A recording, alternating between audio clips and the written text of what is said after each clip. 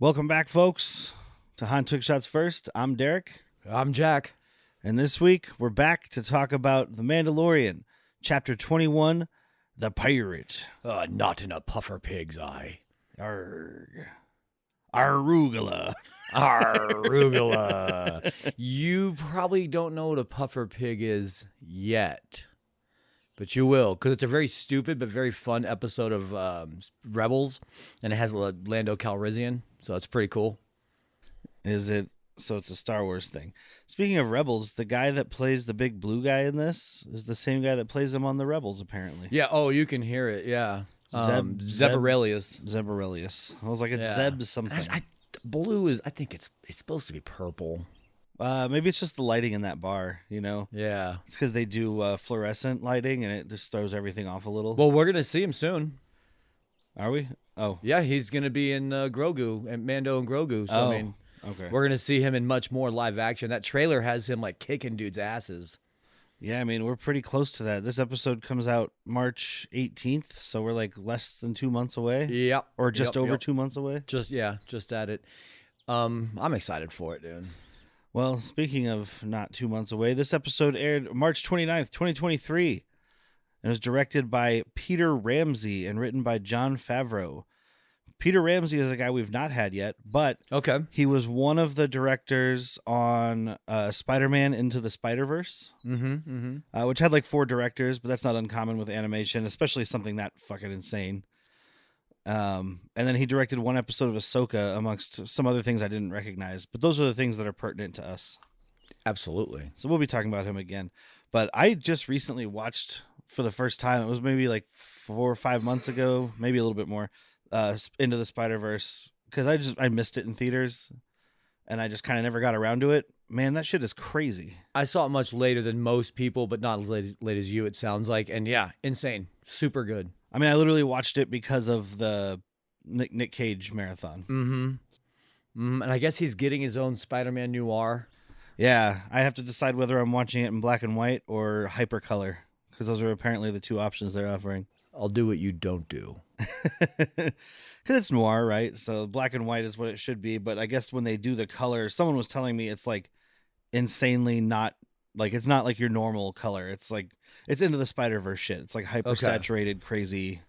Fun time. So yeah, there's not much going on in the background of this one. I looked up trivia and I went on Wikipedia, and it was just a lot of stuff that, you know, who could care? I mean, maybe I do this time. I don't. Did you know when it says alert on the screen in Arbosh, it actually says alert? I translated it. When there's an alarm going off, the Arabosh says, warning, alarm. I translated that too. So we kick it off in Nevarro with Greef Karga doing civil engineering stuff. Which seems like it's going to be boring, except for I know this episode's called The Pirate, so I know what's coming. Yeah, it does start. It's like, no, we got to move this closer and this closer. Then he starts to hear like screaming from outside, and you just see this shadow looming over. This is the problem with being like in the Outer Rim and not being part of the Republic. You need some sort of defense force or planetary shield, mayhaps, or both. Like this, you can literally just be taken over by a ship, a Corsair now. Oh yeah, because they do it in the previously on. They remind you that like he was offered to be a part of the Republic, and he was like, "No, we don't want to be beholden to another faraway government that doesn't give a shit." Right. But which, you know, they're not wrong, but well, and then he goes scrambling for help when these pirates attack, and they're still like, "Well, you should have paid your dues," or whatever. Yeah. So, I do want to mention. So we get Gorian Shard back. Jack's favorite Star Wars character, Gorian Shard. But I didn't mention it last time. I don't know if maybe they changed the voice and I didn't see, but it's the guy voicing it was a guy named Nanso Anazi, who I only wanted to bring it up because I recognized his picture on IMDb. Did you ever watch the show Sweet Tooth? Oh yeah, he's the big dude. He's the big black guy that's the protector. He's big man, I think he calls him. Okay. Yeah, no, Yeah. I saw that and I was like, okay, I didn't watch it. Whitney watched it, but the stuff I saw, he seemed really good. So he also is in Ted Lasso as Sam Obasanya's dad. Oh, okay. And he did a brief stint on Oh, Game of Thrones. When Khaleesi's at that one town, it's like it begins with a Q. I can't remember what it is. It doesn't matter. But he was in Game of Thrones at that point. Oh, okay. I didn't look through his stuff. I just saw his IMDb photo and was like, hey, I know that guy. Yeah. He's the big friendly dude. He's got a good voice. Yeah. I don't mind his voice for Gorian Shard. I just don't like, he just looks so wet. Like cilantro you forgot about in the back of the fridge, and it's like, I'm here to take my revenge upon you. Now I've got some romaine lettuce that I forgot about. It looks a lot like Gorian Shard right now. Oh no. better call the Mandalorian. Need help with this thing. With just the mandolinian. So I can cut it up, with a mandolin, cut it up. That's not what you do with lettuce, but it was the best thing I could think of at the time. I gotcha. But yeah, he's pissed about them killing a bunch of pirates last time. So they started it. I love it. Greef Karga though was like, "No, we're part of the New Republic, man. It's you can't do anything here." And he's like, "My map here says otherwise. You fucking idiot. You can't bluff me." Yeah. Oh, I do like how at one point, like Carl Weathers, because like they shot first. I'm like, ooh, and we took shots first. Excellent. I know. I was surprised to not see something in the trivia that was like, in this scene, Greef Karga says that the other guy shot first, and that's a reference to Han Solo in the famous argument of hip, hip, hip, hip, hip, hip, hip. Carl Weathers' last name is Weathers. Nevarro actually has a weather system, so that's something you didn't know. I did laugh a little bit because when he was doing the planning stuff, he was like, "We're gonna have a lot of cargo coming through here," and I was like, cargo. Cargo fast." Anyway, that was just me being uncaffeinated and watching this. Borderline delusional. I seem to be slipping deeper into madness. But he refuses to take his escape pod. He's going to stay here and help his people because he's a good man now. Yeah. Well, he's the High Magistrate now. And I do love, we kick into the theme, but it's like a piratey version. I don't know what this instrument or this style is called, but it's that, that like, yo ho, blow the man hurdy-gurdy down type of thing. Yeah. Very hurdy-gurdy. It's pretty cool little spin I like on it. The theme. I definitely like it. And I don't think we introduced to him yet, but I am very much excited for an Ugnaught dressed as a pirate. He's on the ship. It just made me so happy. I was like, this is Star Wars that I love. If only they could have got Nick Nolte back. Oh, yeah. He should be all the Ugnaughts. Or, oh, God, who's the one that's in No, Rebels? never mind. Minch? If he does all the Ugnaughts, then they're just doing re-speech, and he's not getting paid anyway, so... Yeah. Let him rest. But then we cut is he to... dead? No, I don't think so, not yet, but, he's not far. I think he's getting work voicing RFK, though. Like in real life? Yeah. Like, he just RFK doesn't actually have any sounds when he opens his mouth. It's just Nick Nolte off the side over here. I'll do the talking for you. And he's trying to read his lips. That's why everything he says comes out so bonkers. When he says, like, we should give medicine to the children, he's like, we should make medicine out of children. That's not what I meant to say. Well, how do you think they make baby oil? Puff Daddy's going to handle this one. Well, he did squeeze it out of baby, what's that, singing kid. That's sad. Let's move on. Baby singing kid? That's that singing kid that he was having sex with. It doesn't matter. Let's move on. Justin Bieber. Oh. Cut that. So we go to this New Republic, encampment. Yeah. But it's like, I love that it's a military encampment. There's 4 little, barracks. Quonset hut kind of things. And one of them is a bar. Oh yeah. No, this person knew right away, I'm going to have the coolest dive bar on the Outer Rim. It's the only bar on the Outer Rim. Did you recognize this rogues gallery of people sitting at the bar? Oh yeah, we got Deborah Chow and Rick Famuyiwa, and I'm pretty sure Dave Filoni was in there. Oh, come on. You didn't recognize Trapper Wolf's signature hat? I looked down, and then when I looked up, I saw the other two, and I was like, well, Trapper Wolf is there too. Yeah, Trapper Wolf had his signature hat there, my friend. I was eating breakfast while watching. I had to look at my food instead of Dave Filoni's face. A wise choice when one's feeling hungry. A wise choice. People have been known to actually get hungry if they look me in the eyes. And the other two have names. I don't think we discussed it in the past, but I saw afterwards I looked in the credits. I don't think I wrote it down, but yeah, Rick Famuyiwa and Deborah Chow. They gave them names, but they're all gibberish, so it's fine. But Captain Teva is there, our good old friend, and he gets a holo from Greef Karga asking for help.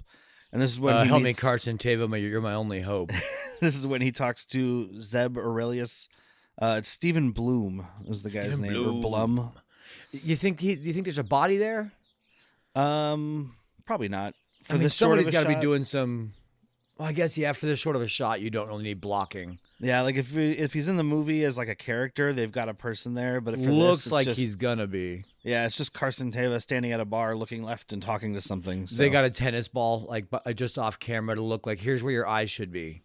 Or maybe not a physical actor, but maybe there is just like a PA who's like, yeah, stand there so we have something for him to look at. Mm-hmm. You got to be careful saying that to a PA, though. That's sexual harassment. Oh, no. Stand there so he has something to look at. It's for a film, right? Right? Yes. Not Star Wars, though. For better or worse, this show is doing a good job of showing you how doomed the New Republic was and how it was just imminent the Empire is coming back. Well, and they're really leaning into it in this one. We've talked about it in other episodes, but I mean, he's got, so basically the Republic hasn't been answering any of their requests. So he's like, I'm going to go in and talk to them myself. And when he goes in, that's what he's saying. He's like, we had all this shit going down out here. We had, and we'll talk about who he's talking to, but we had, Moff Gideon take over. We had stormtroopers in the streets. There's fucking TIE fighters flying. Yeah. And heads are falling off. And now we've got fucking pirates, and he's like, all this shit has to be connected, and you guys are going to be you guys are going to rue the day when you didn't do something about it. We're talking imminent ruinage. Exactly. But who he is talking to is Colonel Tuttle, played by Tim Meadows. Colonel Tuttle. Did we have we seen Tim Meadows yet, or am I just thinking of other episodes I've seen him in, like in our progression of watching? I don't think. Was he in? This might be our first Tim Meadows. Yeah, I can't remember. I know we've mentioned him on the podcast, but I think it's because we knew he was coming. Because he's in this a little bit, and isn't he in Ahsoka as well? I believe so. He's in something. He's in a little bit more because we get to see more of his fucking goofy incompetence. Mm-hmm. I do like his. I mean, it's a stupid like. Don't put that tray there. Yeah, that is my work part of my desk. Don't put that tray there. And the robot's just like, watch this, and just put the tray of these files. Yeah, these little discs that fucking Pershing was working on. Just puts the tray up there and knocks a whole nother tray over, and he's like, "Get the fuck out of my office! Get out now!" And you do have old Katie O'Brien. She's in the background there, skulking around. That's her name, right? Katie O'Brien. Yeah. And right. Carson Teva immediately clocks her little Operation Paperclip signet thing that she's got on there. There's no paper in Star Wars. There's no paper clips, but there are Nazis. Operation Hollow Clip. Oh, and I do like when he watches the distress message from Greef Karga, kind of. Mm-hmm. He gets like 4 seconds in, he's like, yeah, I get it. I get it, dude. I cliff noted it in my head. He wants help. We're not going to give it to him. Look, here I got backlogs of orders from planets that did pledge their allegiance to us. So, and he mentions here, Teva does that, there's all this stuff going on, and also that Gideon apparently never made it to his trial. Mm-hmm. Which, I mean, just talk about it now. We see at the end, too, he finds the ship, and it was Moff Gideon's prison transport. Yeah. So, like, he's out there somewhere. Katie O'Brien does a good job, like, skulking in. She's like, can I get you anything from the cafeteria? What are you guys talking about? Talking about Nevarro? I can talk about Nevarro. She's like, I think they need to learn the sting, of being independent before they can sign up for us. And he's like, damn, that's a very imperial way of thinking. Like, calm down. We don't do that type of thing here. Yeah, and he Teva ends up looking like the bad guy because he's like, your kind never saw the light. You were just kidding. You were captured, and she's like, no, I was liberated, but I'm so used to being treated like this. It's fucking Twitter. That's what she's doing. She's like, yep. I'm being so oppressed right now. Mm-hmm. I wonder if one of the writers was like, I wonder if MMA chick is gonna watch this and get it. Oh yeah. Oh, well, I'm being so oppressed. Gina, what's her name? Gina Carano. Yeah, there you go. Thank you. I couldn't think of it. I was like, Cara Dune. yeah, tough chick. Tough guy girl. I say tough chick as if there's not like 50 of them in this show, but True. They're still in the show. but yeah, he's pretty much just like, this is all connected and you're gonna be too late if you do anything. And Tim Meadows is like, yeah, I'll take it under advisement. Now let me go through my zip disks here. Mm-hmm. I gotta get back to looking at this porn. I mean, filing these papers. I mean, I know this is a long time ago in a galaxy far, far away, but like they seem to have advanced in technology in every way except for like information storage. Right. And I kind of actually like that little touch because here we are with like, I could just zip zap email you. Well, not me, but somebody could use my computer to send you something. I would be incapable. But like, I mean, everything you upload the recordings almost every time. Almost every time. And when I don't, it's a very catastrophic user failure. But yeah, I kind of like that little touch though, where it's like they don't need to have physical money because we don't. Like in our universe, they could easily just do Apple Pay. And I think they do, but also we've definitely seen physical credits. Oh yeah, when Luthen Rael fucking first like flashes Andor, it's like ching. Yeah, well, and then when that they steal that transport in Andor, not in Rogue One, right? No, yeah, it's in Andor. It's in and, Andor. Like, all that money crushes that fucking kid. Sure, or the liquid waterfall of gold that hit Jude Law's head in that CGI scene. That's the only real bad part of. What is that? Skeleton Crew. It's like the only really bad part. It was just him getting fucking water gold all over him, like a golden shower. Did Whitney send us a thing the other day that they might be doing a season 2? I sent it, but I haven't checked the validity. Okay. I hope they do. That was like, because it's in the era that like even besides not trusting Disney until they put out a trailer, it's also just anybody can make a fucking fan made poster or trailer now, super easy. Or like someone saw an email that was like, should we do Skeleton Crew too? People seem to like Skeleton Crew. Maybe we do more someday. And they were like, season 2 confirmed. Yeah. Yeah. I hope so though. That'd be cool. But so he's not getting his help. So he heads off to the covert to recruit some people. Carson Teva does. He finds them thanks to R5. Somebody I served with somebody in the rebellion that's in your ranks. Everyone looks around like, what? Who was in the rebellion? Good old R5, the force sensitive droid. Skippy the droid. Skippy the droid. I do like Paz Vizsla is like slur to him here. Like they're all sitting there in sniper position. Paz Vizsla comes out and he's just like, "Clear out, blue boy. Clear out, blue boy." Mando says it later because he's like, "I'll give you." You cut me a break, I'll cut you a break. Clear out, blue. Yeah. So it's blue just like you seems fucking more like casual. Blue boy seems more like maybe because you're throwing boy in there. Yeah. It seems like a slur of some sort. Mm-hmm. Anytime you throw boy on it, it's not good. And he's like, great, now we're gonna have to relocate. And Paz Vizsla's like, yeah, or we just kill this motherfucker. Hear me out. We kill him. And I mean, have you seen the beast on this planet? It's not gonna take long to dispose of this body. Plus, then we've got an X-Wing, dude. Now we got an X-Wing, which, I mean, honestly, is just like the worst personal ship to have if you're not a Jedi. You want to get a blood clot in your leg? That's how you get a blood clot in your leg. Well, apparently Mandalorians are immune to blood clots because Mando's been flying around on this N1 for a while. God, that's not going to be good. That's why he's getting the Razor Crest back. It's part of George Lucas's flash over, science edict. He's like, no, blood clots don't exist. Blood clots don't exist in Star Wars. Sorry. Well, there it is. I explained it perfectly. Just like heart attacks don't exist. Look at Jabba. He's fine. Well, you know what I mean. Well, no, see, Jabba did have a heart attack, but he's got 8 more hearts, so he's fine. Just imagine a fucking one of these guys. Like, I think Zabraks have 2 hearts. You're having a heart attack. Which one? Are they both in their chest? Or are they in like weird spots? Do you know? I know they're both in their chest. I just don't know if it's like one on each side or doubled up. But it's something that somebody wrote to explain Darth Maul surviving. Like, well, actually, Zabraks have 2 hearts, which would probably make him bleed out faster if you think about it.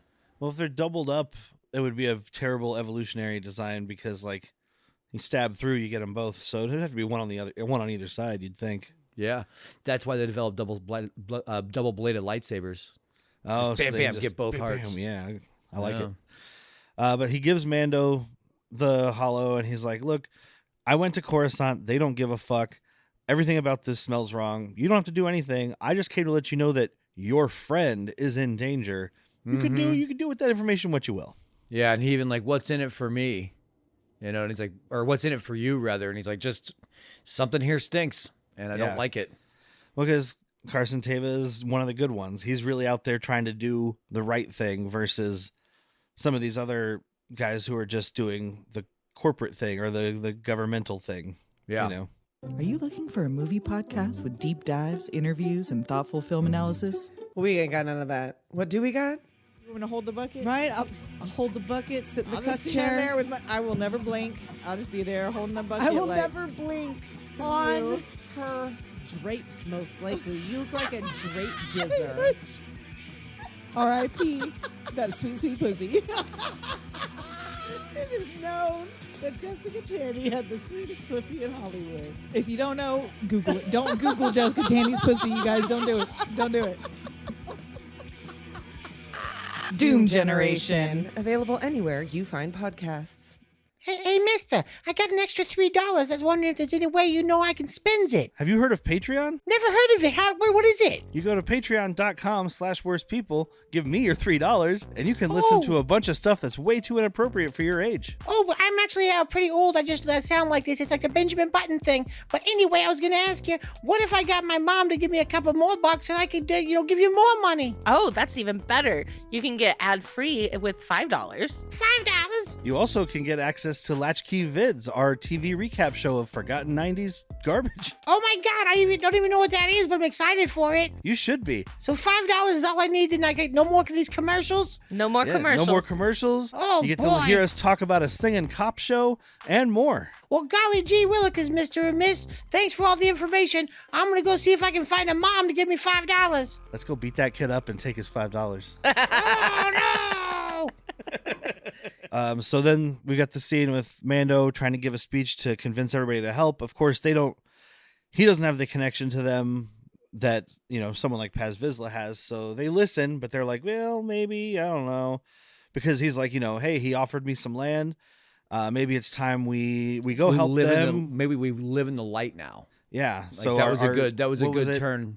So our culture can flourish and our children can play in the sunlight. We can have a Grogu's culture like, again. ooh, I like the idea of that. That sunlight thing sounded great. You know what's in the sunlight? Things I can eat.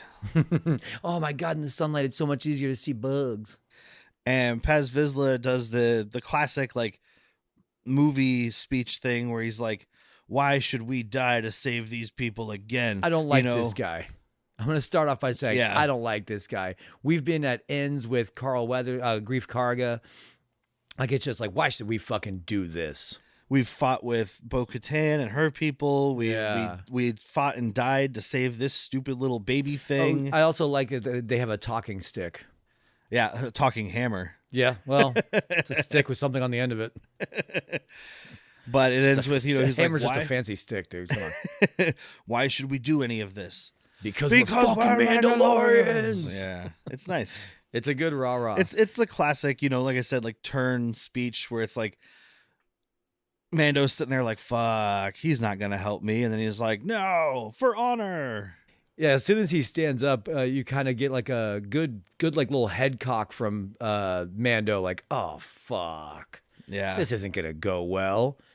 But even says, like, Mando helped me out in this situation. Bo-Katan helped me with my kid, even when all of us gave up. Like, I'm doing it, and I think we need to do it because we're fucking Mandalorians. Yeah. Let's go live in the light. I like that idea. Like we say we're following the way. This is the fucking way. Yeah. We're here to be honorable and noble and all these things, and we can't just do all that by hiding in the shadows and protecting ourselves all the time. I mean, much like them having to wear the armor all the time, that is their secret like sect that they run is what kept them alive. But that doesn't mean you thrive. That's how you survive. Yeah. Now that's done, and we're gonna change. I wonder if we'll ever see the armor with their helmet off. Like at the end of all this thing, like if she just takes, like if they take back Mandalorian, get their society back, and she just like, this is the way, and just takes her helmet off, that'd be fucking rad. I don't know, because like, I mean, the Children of the Watch need to get. You need to stop having these different little factions. I mean, she does start leaning into that later at the end of this episode, you know, because she, you know, most of the episode is action, so we can talk about what happens at the end too, real quick. But it's like she tells bo-katan to take off her mask, and because this is the one we've referenced before, where she's like, "You've lived on both sides, and you can unite us," and all of these things. Mm-hmm. But I don't know, because like Paz Vizsla even says later on when she's like, Bo-Katan will help lead us and all this stuff, he's like, but she doesn't have her mask on. I feel like the armor, these people have lived in this so long, even if she wanted to, she wouldn't, because she knows that some of these, even though these guys will do what she says and will work with these other factions, and they can all be united, if she takes her helmet off, they might lose respect for her. Also, the internet will fucking lose their mind, just like they did when Pedro Pascal took it off. Oh, no, I think it could be done really well, because it would just be like the end of the story. Like, we're kind of just done being those types of Mandalorians. You know, we've destroyed ourselves every fucking time with infighting. So, time to take your helmets off and retire, boys. Yeah, I guess it could be a way to, like, unite them, because like they could all work together, but you'd still be divided by like, well, we do our helmets and we don't. Yeah, the Night Owls take their helmets off, the Children of the Watch don't. It makes dinner very awkward. As soon as I serve, everybody goes to a corner like a rat. We're gonna have this big celebration dinner. Wait, where'd all the warriors go? Oh no. You got Mando's just got a fucking one of those beer dispensing helmets on his. Now there's a solution. This is the way. Woo. Ooh, this is the way to getting fucked up right now, I'll tell you. So they've got a plan. Mando. Yeah, I just said the plan. You put a beer helmet on your fucking helmet. That's the fucking plan, dude. Mando's going to go in with the N1 and distract the snub fighters and the Corsair. And then Bo-Katan is going to drop troops with her cool little drop ship, which they say the name of, and I forgot already. But they have like the class. Oh, yeah, sorry. Because even the pirates recognize what it is. It's something with an apostrophe in it. But like, let's go be heroes and let's get ourselves a settlement that's not in New Republic control. Like, we can have a settlement and we can be outside the system. We can be legitimate without being part of their bullshit. We can, I mean, you know, they're not saying it, but we can become protectors. Like what we're supposed to fucking do. Yeah. And I mean, I guess that's kind of the end game in this one, right? Is they get to move in, and now the planet does have a defense system. Yeah. It's a fucking Mandalorian covert. Especially coming up later, they will have a ship. Yeah. Not a Corsair. Is it the Acclimator? No, it doesn't matter. It's Gideon's light cruiser. It's too bad they completely destroyed this Corsair. They could take that thing. I was thinking the same thing. I'm like, it's a cool explosion. And I get it. We needed that action, but couldn't you just like fucking have these Mandalorians board it and just fucking storm that bitch? Right. So we go back to Nevarro. The pirates are pirating. It looks like Tortuga from the Pirates of the Caribbean ride, or the beginning of the first Pirates of the Caribbean movie. There's pirates hanging off of fucking rafters, swinging cups of ale around. Oh yeah, You got somebody fucking in a well being drowned. And Mando comes in the N1 and starts attacking. He's fucking up these snub fighters. They've got you outnumbered, Mando, 10-1. Takes out two of them. I like those odds. Yeah, I Dude, bet you do. Does the fucking classic, like, just dive in the middle and let the two ships crash into each other move? Oh, yeah. I think we see it in Hot Shots, except for it stops in midair and goes straight up. I mean, like, we know the N1 is a real fucking heavy-duty piece of machinery, and then they souped it up. But he's just got the skills to pay the bills when it comes to flying. Oh, and speaking of George Lucas's, science is not as important as fun edict, there's like some maneuvers he's doing, and this is like in atmosphere. Like, he's dodging around these ships, and he does this shit where he like flips like a hard 180 and then curves again and goes 90 degrees straight up. Yeah. Like all in like a a couple feet. I was like, that's how your insides become your outsides if this was real. Yep. But they all have a fucking like a little shield around them to stop the G forces. Yeah, I'm not even worried about that. I'm like, it's space stuff. It's fine. Yeah, it's fine. This isn't hard sci-fi. This is fantasy sci-fi. So Yeah. we're good to go. We don't need what's his name, Neil deGrasse Tyson, coming in here and trying to pick it all Well, apart. you see, that would make his insides his outsides. I actually would love to see him tweet that or do Also, whatever. aliens don't exist. But yeah, she drops in a bunch of different teams who start taking is- back the city. So fucking cool. Yeah. Like I was just kind of very enthralled in this moment while watching. It's just this many Mandalorians doing. It reminded me of season 1, the episode where Mando gets away with Grogu, and the fucking whole Covenant covert comes out and starts like lighting up the streets. That was fucking dope. And then we get this where they're just dropping in and running some fucking guerrilla style warfare tactics on them. Oh yeah. I mean, it's. I mean, that's what he was referencing earlier too, right? When they lost a bunch of people. But it's great because this is all action. Like the rest of this episode is just action. Yeah. So, I've got a few notes about things that happen, but we don't go through all the steps. It's not like he flew left and then right. I And like that the ambush got called out by one of the lizard monkeys. that is something I definitely took note of because they're going up and those little rat monkey dudes, like one of them's like over there. And he's Yeah, like, I 'cause think the there might be fucking- an ambush over here. The drunk pirates were shooting at him. So they're like, hey, look, dude, normally I'm not a snitch, but those guys were using us as target practice. Not a fan. Not a fan. So they're behind the rocks waiting for you to come out. And those guys do still end up getting boxed in, but then you got Paz Vizsla dropping in with his fucking minigun to the rescue here. You see that? Wow, got you caught in a little crossfire there. And it's great because it's like the Mandalorians have better tactics and better training, so they're winning. They get boxed in, so they start losing. Minigun comes in, so they start winning. Mm-hmm. Pirates put on Bigger like gun. a mounted 50 cal Yeah. so can start taking them out. Like it's just this back and forth of like it's escalation of There's always a bigger fish. Yeah, it's like There's always a bigger I gun. I got a nuclear bomb. Well, I got an atomic bomb. Well, It's I got spy versus spy. That's what it is, dude. Yeah, dude, I love that they're just kind of pinned down. Like Paz Vizsla is a fucking champ with this minigun. And then even he gets taken down by this fucking turret of sorts. But then we get in walking the armorer again. Calipers in one hand, fucking hammer in the other. Just, I don't need a gun. I'm the armorer.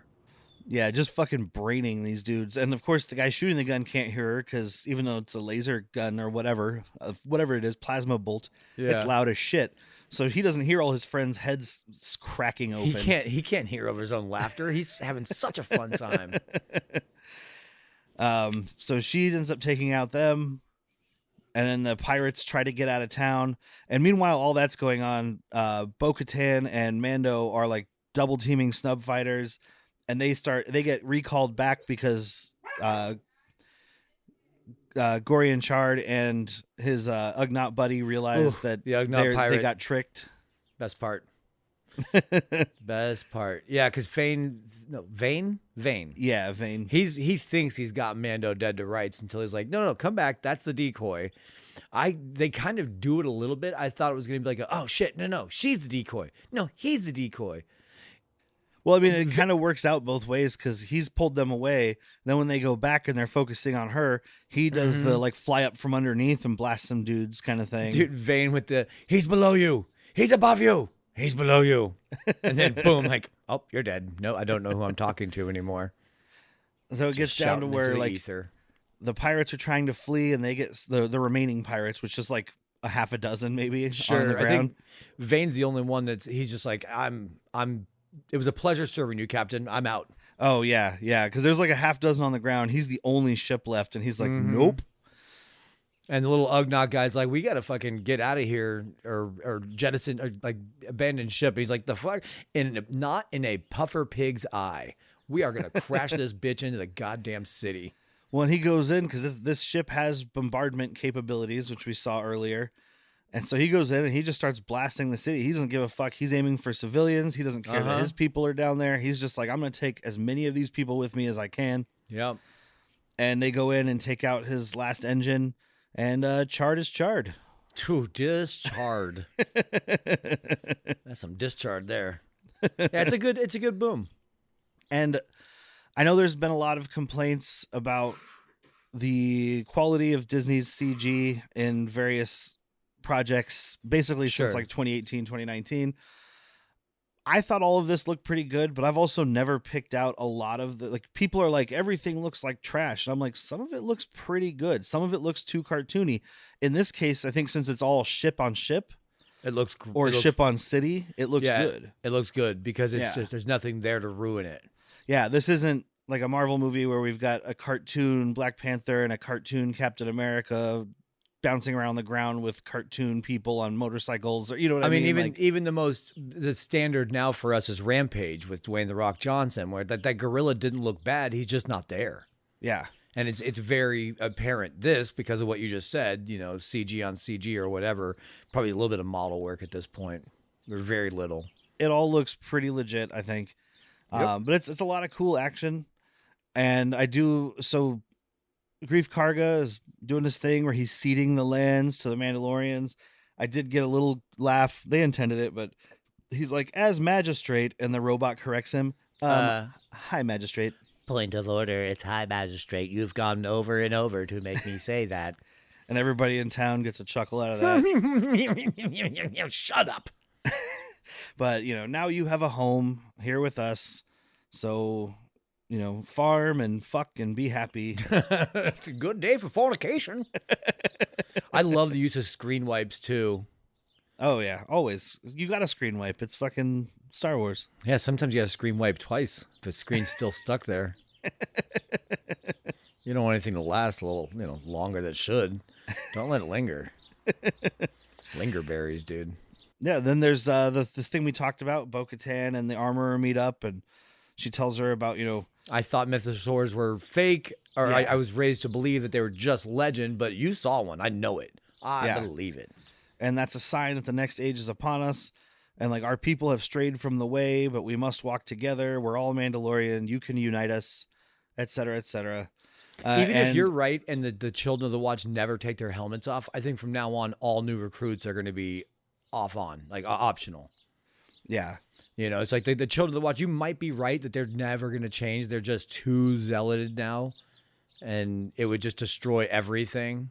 And I mean, it's a full on like warrior community versus like they're trying to retake Mandalore, which would be trying to build like a real community, not just a warrior community. It could be a little bit of both, but Bo-Katan's sister, I think, the one that was in love with Obi-Wan, Duchess Satine, where she had a very peaceful society, and that's how Darth Maul and Death Watch was able to take over so quickly. Yeah, you've got to, as Mandalorians, they've got to keep the warrior thing, but you need can't both. Just be a warrior cult. You got to be a warrior poet. You have to have community as well. I think is kind of what they're aiming at here. Yeah. And then eventually they get used to like conquering other worlds and fighting all the time, and it's like that's actually weakening your core planet and society. Yeah, exactly. Because you're not propagating your culture at that point. You're just fighting. Yep. And then we have the thing I was talking about, Carson Teva finding the shuttle. But the big thing here is, you know, Moff Gideon's transport. Yeah, and they find a piece of Beskar, and it's like, holy shit, Moff Gideon was taken by Mandalorians? Bum, bum, or made to look that way. Yeah, exactly. It's like, it gets to the end there, and it's like, oh my God, it was Mandalorians. I'm like, Carson Teva, you know better. Because, and you know, from Gideon and all these what do we call them, the Shadow Council, you would love to have the Mandalorians of the New Republic fighting. Yeah, you would love that.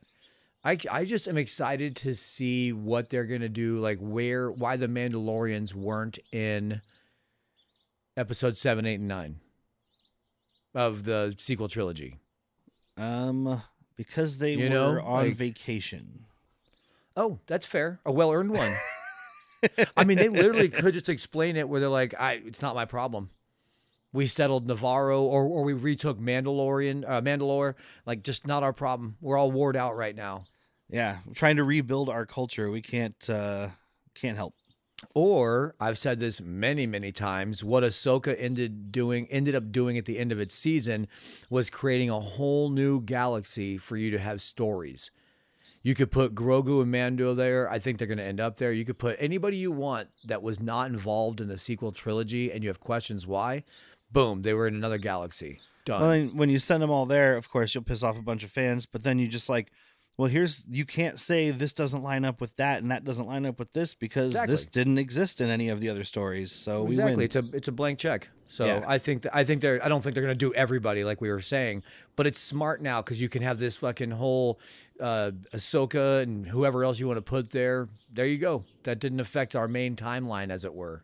So whenever there's a crossover, is it Galaxy Wars instead of Star Wars? There's stars everywhere, buddy. I know, it wasn't a good idea. There's stars everywhere. Pedro Pascal, Katie Sackhoff.